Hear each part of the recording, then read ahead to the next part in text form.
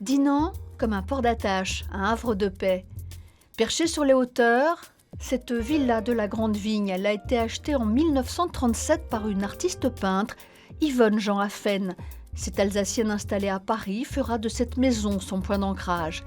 Ici, tout est resté intact, comme en témoigne son ami et confident, Loïc René Wilbert, bibliothécaire à Dinan, un habitué des lieux.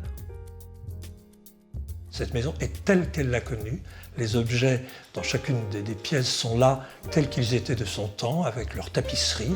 Il n'y a pas eu de recréation d'aucune sorte. Cette maison est parfaitement authentique.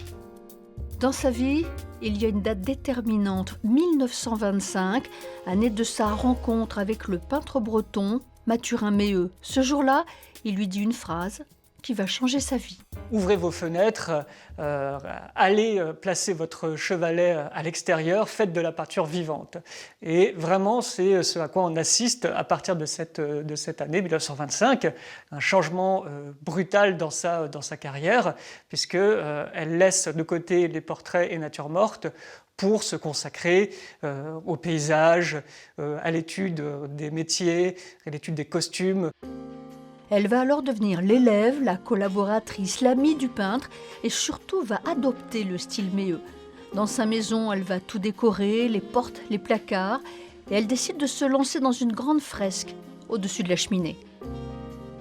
Au départ, lorsqu'elle élabore ce projet de fresque, elle envisage une composition florale, végétale, mais elle soumet l'idée à son maître, Mathurin Méheut, qui l'oriente plutôt vers une composition axée sur les métiers de mer et les métiers de terre de Bretagne.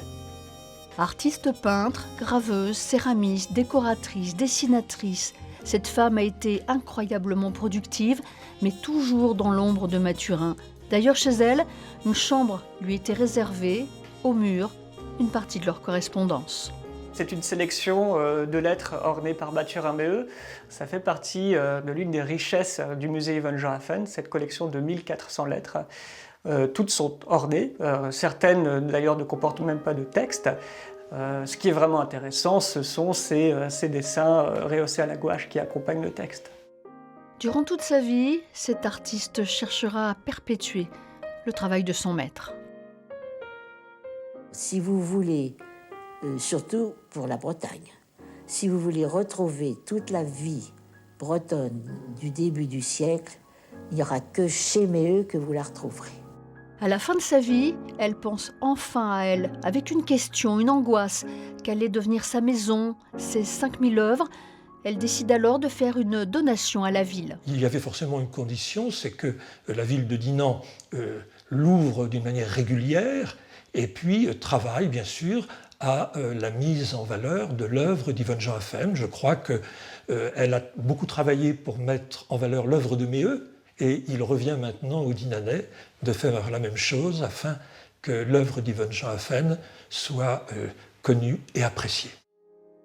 L'artiste est décédé en novembre 1993 à l'âge de 98 ans. Sa maison a été ouverte au public quelques mois plus tard. Un musée pour respecter sa volonté et reconnaître son talent.